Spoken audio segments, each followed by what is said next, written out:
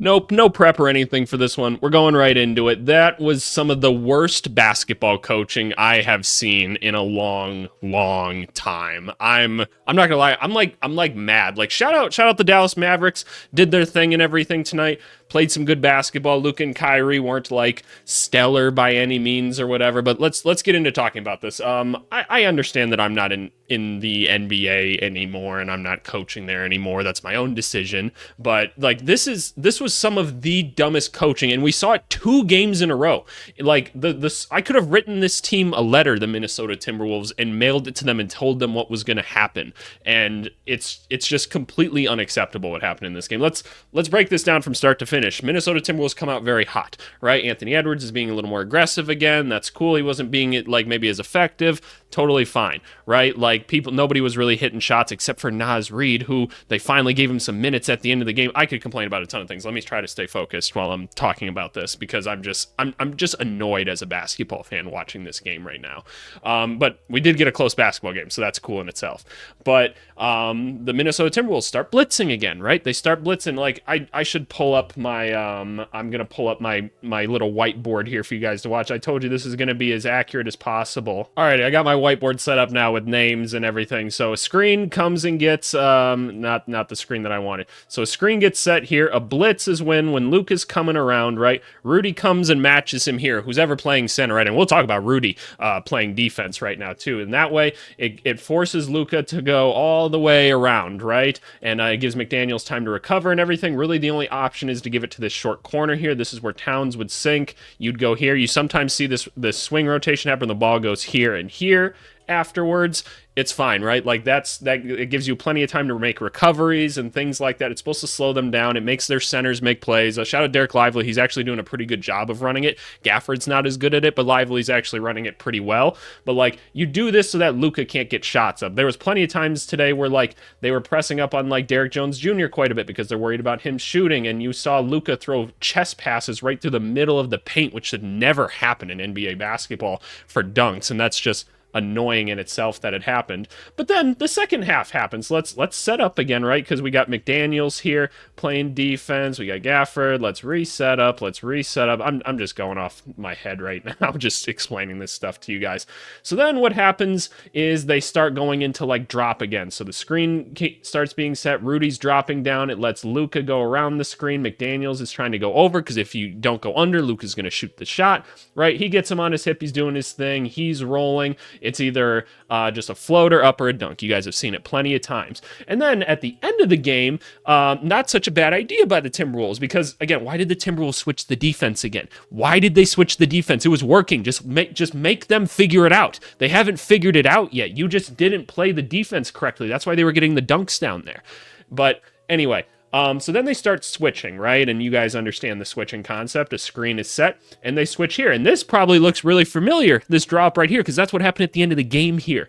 Why is Rudy Gobert in the basketball game if you're going to switch? I don't understand. So they switch him onto Rudy. Rudy can't play any perimeter defense whatsoever. He can't move his feet. He's not even very valuable in the post right now for defense. Why was he in the game at all for those last like 4 minutes of the game? All right, that's enough with my whiteboard or whatever. What else can I complain about with the Minnesota Timberwolves in that one? Ant just being not mentally in the game at all. Like, just throwing the ball out of bounds. He's completely indecisive going around every screen. I thought maybe he was just sick or something last game, and he was just like, I just don't feel like I can go. Maybe he's hurt or something, but then, like, I don't know what to tell you then. Like, if someone else, I guess, needs to have the basketball then. Because if you're not going to make a decision going around a screen and you're just going to bounce there for a little bit and then, I don't know, almost throw the ball out of bounds twice at the end of the game, I don't know what to tell you with this one. But coaching again. Karl-Anthony Towns played 25 minutes. I know I've been complaining and saying Naz Reid needs to play more. And he does, right? Just play Naz Reid more minutes.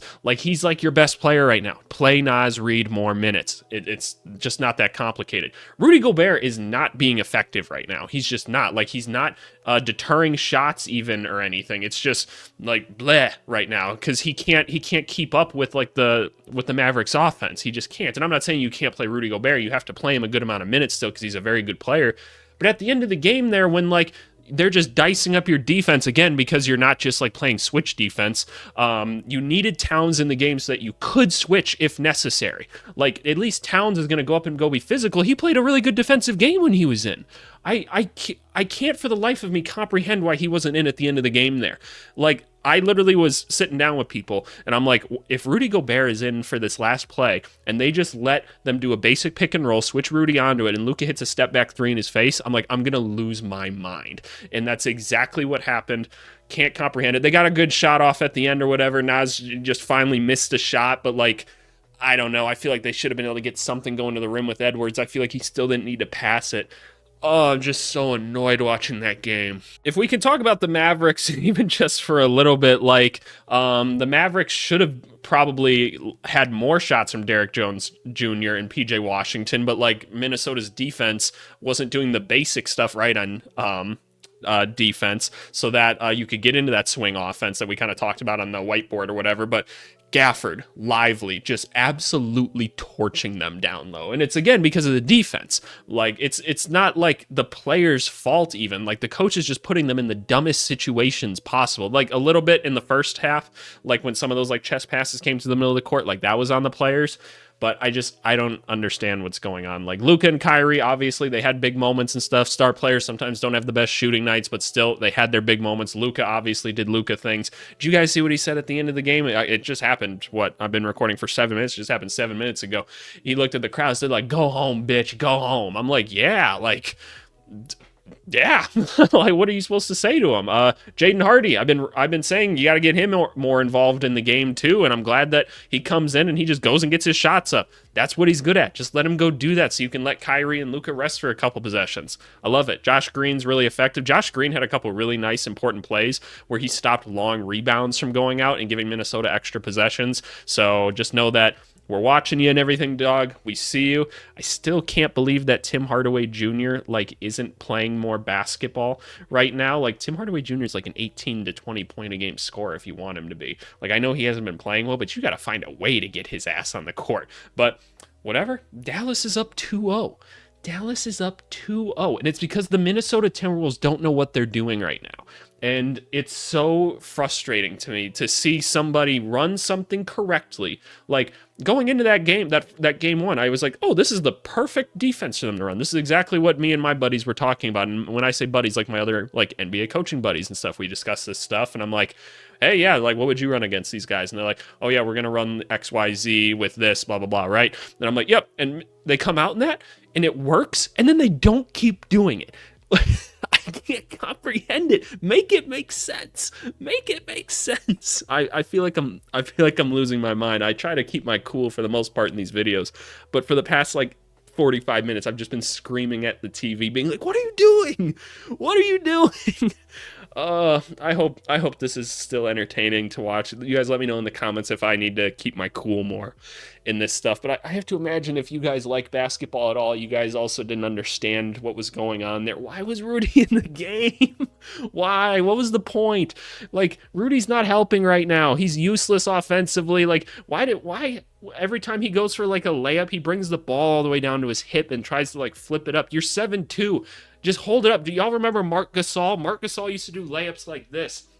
He'd run down the lane with his arm up like this. Like, because what are you supposed to do? You're really tall. Just do that. Just somebody teach Rudy to hold the ball straight up. That's all I need him to do. At least then the ball has a chance to fall in if they foul him. I'm so mad. And Jaden McDaniels, when you catch the ball in the corner, can you just like make a decision right away? Like, I'm so sick of seeing him catch the ball, like wait 2 seconds and then decide to drive. I'm like, you're 6'9" and athletic. Just catch and rip. Just catch and rip. Keep the offense going, because you guys don't run anything on offense anyway. I'm so sick of seeing that little double screen that like Conley just kind of jogs around at the beginning of the top. And then they try to have like Towns like be like all sneaky and go back around Gobert. Then I can't remember the name of that play off the top of my head right now, but like, and everybody calls it something a little different, but like they've seen the play a couple times now. You need to stop. Okay, that's enough ranting. I don't know what to say about this. You guys heard Timberwolves need to not be morons. Okay. I don't know. Are the Pacers going to win tomorrow? Probably not. So yeah, see you guys then. Bye.